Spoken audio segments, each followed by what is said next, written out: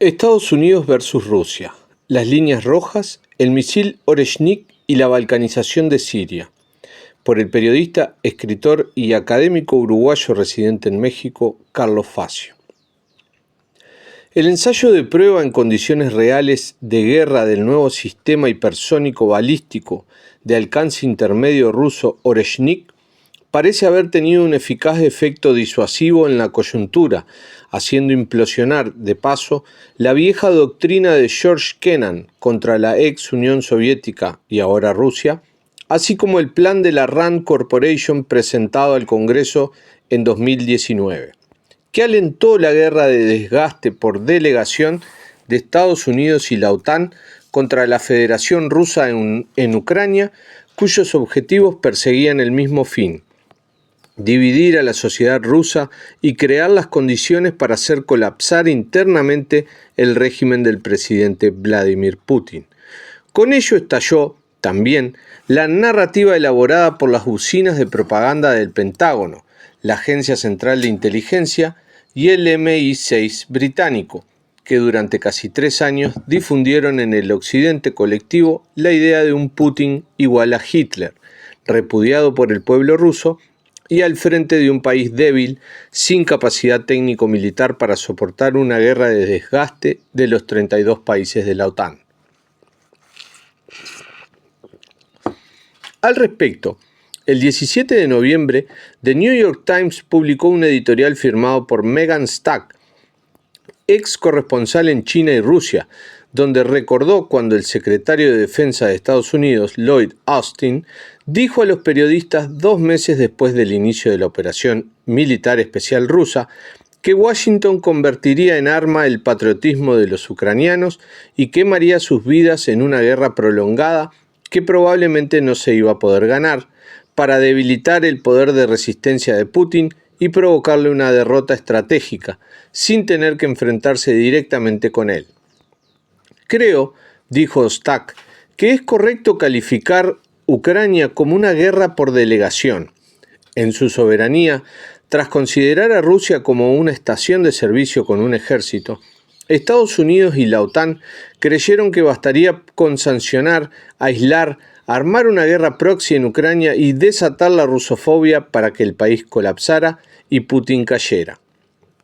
Casi 3 años después, Estados Unidos logró la destrucción de la economía y la soberanía europea y destruyó la alianza energética mutuamente beneficiosa Alemania-Rusia, obligando a Europa a comprar su gas natural. Forzó a los países de la OTAN a invertir 2% de su PBI en armamento estadounidense y aumentó el número de vasallos con Suecia y Finlandia, pero perdió militarmente la guerra. Por eso, Estados Unidos, el occidente colectivo y sus medios están en fase de duelo y negación, y en el delirio de su derrota han buscado provocar una guerra nuclear de aniquilamiento mutuo. Pero Putin no mordió el anzuelo, y ahora, por sus avances tecnológico-militares, Rusia ha restablecido la paridad estratégica con Estados Unidos, derrotando los planes hegemónicos de Washington de coaccionar a Moscú para que haga una serie de concesiones unilaterales mediante el chantaje nuclear. La importancia militar del nuevo misil hipersónico ruso es que contiene vehículos de reentrada de objetivo múltiple independiente, diseñados para alcanzar muchos objetivos a la vez y evadir los sistemas de defensa antimisiles. En la coyuntura, al impacto estratégico y psicológico de su uso se añade el político, ya que el Oreshnik podrá ser utilizado para dar forma a los términos de un futuro tratado de paz con Ucrania y la posterior reconstrucción de la arquitectura de seguridad europea que Estados Unidos destruyó. El 29 de noviembre, el presidente nominal de Ucrania, Vladimir Zelensky, dijo estar dispuesto a ceder territorio a Rusia de manera temporal para acabar con la fase caliente de la guerra, con el objetivo de recuperar en el futuro esas zonas por la vía diplomática. Insistió que era esencial alcanzar un alto del fuego para garantizar que el ejército ruso no se haga con el control de más territorios. El 2 de diciembre volvió a abogar por métodos diplomáticos para resolver el conflicto y admitió que el ejército de Ucrania tiene dificultades para recuperar Crimea en el campo de batalla. Su postura fue compartida por el ex secretario general de la OTAN, Jens Stoltenberg, quien sugirió la cesión temporal de territorios por parte de Ucrania en aras de conseguir un alto al fuego. Ante la evidente falta de perspectivas para causar una derrota estratégica a Rusia en el frente militar, la OTAN se está decantando por congelar la guerra proxy en Ucrania e intentará restablecer la capacidad combativa del ejército ucraniano para llevar a Kiev a las negociaciones desde una posición de fuerza, lo que coincide con la postura del general retirado Keith Kellogg, nombrado por Trump enviado especial para Ucrania y Rusia, quien prevé congelar el conflicto creando una zona desmilitarizada a lo largo de la línea de contacto, que sería patrullada por fuerzas de la OTAN, inaceptable para Moscú por razones de Estado y geopolíticas. El presidente Putin enumeró en julio las condiciones para recomenzar las negociaciones, que contemplan la retirada completa de las tropas de Kiev de los nuevos territorios rusos, léase las repúblicas populares de Donetsk, Lugansk y las provincias de Zaporozhye y Gerson, incorporadas a Rusia después de consultas populares en 2022,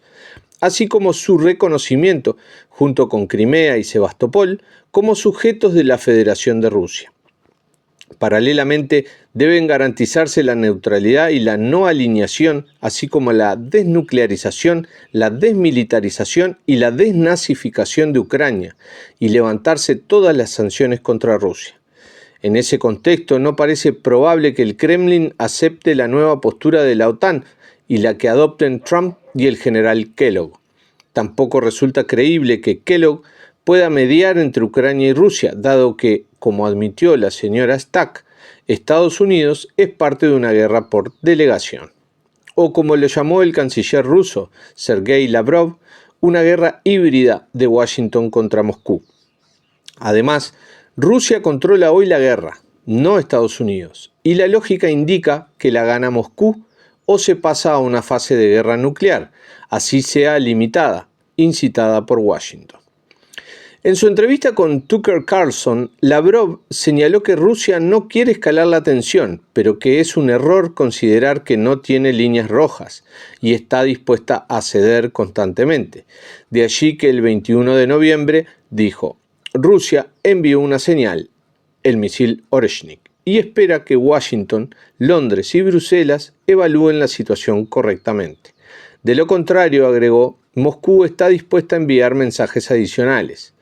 A su vez, el 10 de diciembre, el presidente Putin dijo que una cantidad suficiente de misiles Oreshnik reduce al mínimo la necesidad de utilizar armas nucleares.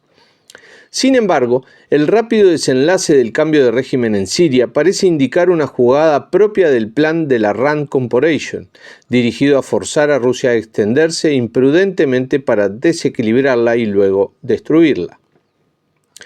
En menos de 13 días, una coalición de grupos terroristas yihadistas respaldados por Estados Unidos, Israel y Turquía tomó el control de Siria. La ofensiva, que comenzó el 27 de noviembre, culminó con la apresurada dimisión del presidente sirio Bashar al-Assad y su asilo en Rusia.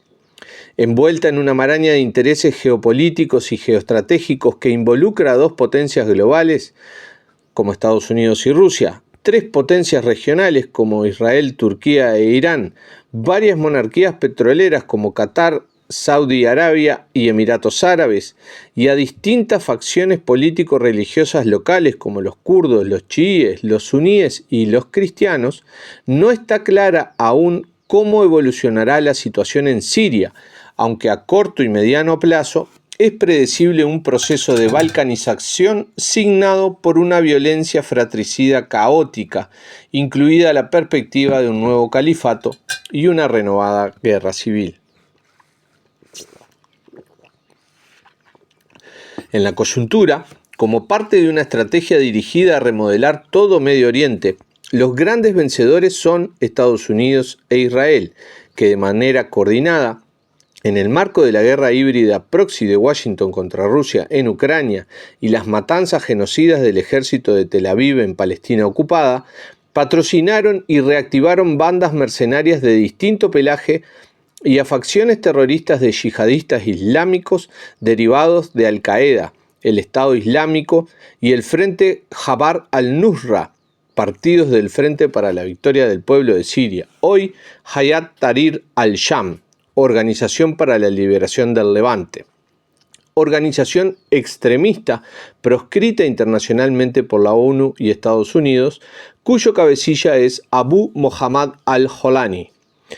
En 2018, durante la presidencia de Donald Trump, el Departamento de Estado ofreció una recompensa de $10 millones por al-Jolani, cuyo verdadero nombre es Ahmed Hussein al-Sharaa, nacido en Riad, Arabia Saudita, ahora blanqueado por la administración Biden y la cadena CNN como rebelde moderado.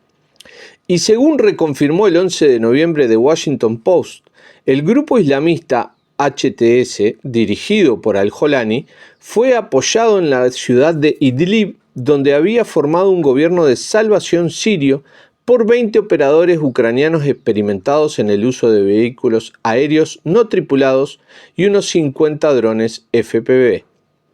A primera vista, la victoria de la HTS parece un golpe casi letal contra el eje de la resistencia. Hablamos de Hamas en Gaza, Hezbollah en Líbano y las milicias yemenitas, iraquíes y Siria, lo que implica un duro golpe a Irán. Siria será ahora la base operativa para el despliegue de ataques contra Teherán y Hezbollah, con el objetivo de que Israel recupere su papel como portaaviones terrestres de Estados Unidos en Medio Oriente. No es un dato baladí que James Jeffrey, antiguo embajador de Estados Unidos y ex representante especial del primer gobierno de Trump, describiera el HTS como un activo para la estrategia de cambio de régimen de Washington y la CIA en Siria,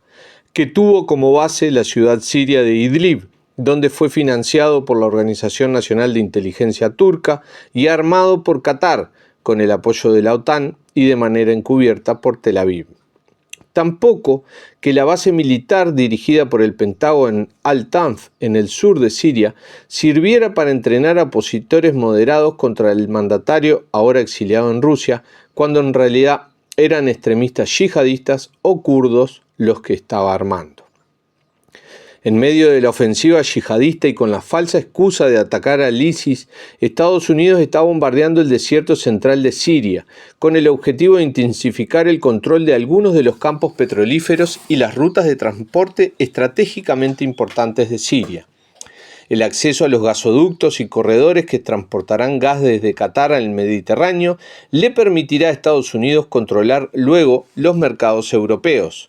El gas será suministrado por un títere de Estados Unidos, operado por empresas petroleras occidentales, vendido en dólares estadounidenses, lo que será utilizado para mantener un dominio absoluto sobre la política energética europea. Al mismo tiempo, todos los demás competidores serán sancionados, saboteados o completamente excluidos. En el año 2000, Qatar propuso construir un gasoducto de 1.500 kilómetros y valorado en $10.000 millones a través de Arabia Saudita, Jordania, Siria y Turquía. Qatar, que alberga 2 enormes bases militares estadounidenses y el cuartel general del Comando Central del Pentágono para Oriente Medio, comparte con Irán el campo de gas South Pars North Dome, el depósito de gas natural más rico del mundo. El gasoducto Qatar-Turquía daría a los reinos suníes del Golfo Pérsico un dominio decisivo sobre los mercados mundiales de gas natural y fortalecería a Qatar, el aliado más cercano de Estados Unidos en el mundo árabe. Esa es la razón por la que Siria desempeña un papel tan importante en los planes geopolíticos de Estados Unidos para controlar recursos cruciales para preservar el dominio del dólar y contener el explosivo crecimiento económico de China. Contra lo que parece en la coyuntura, el colapso final del régimen de al-Assad no se produjo después de una guerra relámpago de 13 días, sino que, como parte del programa clasificado de la CIA Timber Sycamore, se dio después de una larga guerra de desgaste con eje en el terrorismo por delegación, apoyado por los aliados europeos de la OTAN, que se vio frenada por la intervención de Rusia, Irán y Hezbollah. Brett McGurk, coordinador para Medio Oriente del Consejo de Seguridad Nacional de Estados Unidos, llamó más tarde a Idlib el mayor refugio seguro de Al-Qaeda desde el 11 de septiembre de 2001. Además del accionar de fuerzas militares de Estados Unidos en el norte de Siria, la guerra por otros medios también implicó que Israel y Turquía ocuparan ilegalmente territorio sirio en el este y el sur, lo que permitió el robo de las exportaciones de petróleo y trigo de Siria. Incluso durante su presidencia, Trump se jactó de manera abierta de robar el petróleo de Siria. Otro de los objetivos primordiales de Estados Unidos es excluir la influencia de Irán en Siria y evitar que su territorio se utilice para suministrar armas al grupo militante Hezbollah en Líbano. Israel y Turquía han establecido vínculos con los grupos de Al-Qaeda y están bien posicionados para proyectar poder y forjar sus respectivas esferas de influencia en territorio sirio. En la coyuntura, Israel, que también estaba decidida a frustrar el oleoducto islámico que enriquecería Irán y Siria, contribuyendo así a la supervivencia de Hezbollah y Hamás, en una maniobra evidente para fijar una nueva frontera,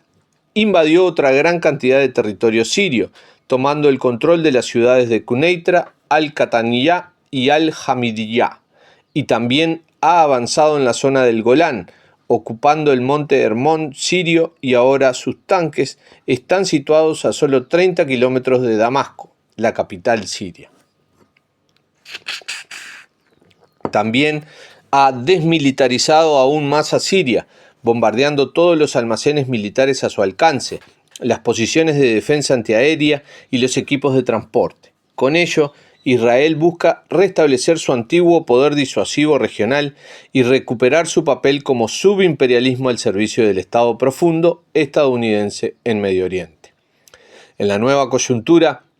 los acuerdos de Abraham, auspiciados por la administración Trump y suscritos por Israel, los Emiratos Árabes y Bahrein en 2020, forman parte de la estrategia de Tel Aviv para normalizar sus relaciones diplomáticas y comerciales con sus vecinos islámicos, principalmente Arabia Saudita, que suspendió su proceso de adhesión ante el genocidio en Gaza. El principal objetivo del acuerdo es crear un corredor económico que favorezca el transporte rápido de productos manufacturados y la integración económica de la región como principal vector de su primacía sobre el resto del mundo. El otro vencedor, Turquía, hace sus propias negociaciones y su juego dual. Es parte de la Organización del Tratado del Atlántico Norte y además un país socio de los BRICS, por lo que ahora choca directamente con 3 de sus principales miembros, Rusia, China e Irán. El nuevo giro de Ankara puede incluso acabar provocando que sea rechazada por los BRICS y que China no le conceda un estatus comercial favorable. Por otra parte, Turquía tiene una posición estratégica en la zona petrolera. En el límite entre Siria e Irak, desde 2012, controla y es parte de la explotación de los yacimientos petrolíferos sirios, pero en beneficio propio y de la OTAN. Sin duda, en el corto plazo, Rusia e Irán salieron perdiendo. Al parecer, Rusia habría anunciado que abandonará su base aérea en Khmeimim y la naval en Tartus, única en el Mediterráneo. Es decir, Rusia perdería de un plumazo su influencia en Oriente Medio y su conexión militar clave hacia África, donde había conseguido gran apoyo. Pero podría tener opciones de reemplazo con diferentes grados de viabilidad en el norte de África, Argelia y o Egipto, ambos miembros del BRICS, o en Libia. En el noreste africano, Sudán, o incluso en el Golfo Pérsico, donde, por cierto, una base militar podría formar parte de la Asociación Estratégica Integral Rusia e Irán, que firmarán oficialmente el 25 de enero en Moscú Putin y su homólogo iraní, el presidente Masoud Pezeshkian. Por lo tanto, podría ser mejor para Rusia reducir sus pérdidas, dejar Siria en manos de otros y evitar las complicaciones logísticas militares que Turquía y la Siria post-Assad podrían crear si se niegan a permitir que las fuerzas aeroespaciales rusas transiten por su espacio aéreo y amenacen con derribar sus aviones. Como señaló Pepe Escobar, es extremadamente ingenuo suponer que con todos los activos de inteligencia desplegados en Siria, bases, satélites, inteligencia terrestre, a Moscú le haya pillado por sorpresa la actividad de grupos de salafistas yihadistas durante meses en el Gran Idlib, donde lograron reunir un ejército de decenas de miles de hombres con una división de tanques. Así que es bastante plausible que, de manera pragmática, el Kremlin no tardó en hacer cuentas de lo que perdería, especialmente en términos de recursos humanos, si caía en la trampa de apoyar a un Assad ya debilitado, en otra sangrienta y prolongada guerra terrestre, la extensión de Rusia contemplada en el plan de la Rand Corporation, igual Irán. Ahora, toda la tragedia siria, incluido un posible califato de todo Sham liderado por el yihadista reformado Abu Mohammad al-Jolani, cae bajo la plena responsabilidad de gestión del combo OTAN-Tel Aviv-Ankara.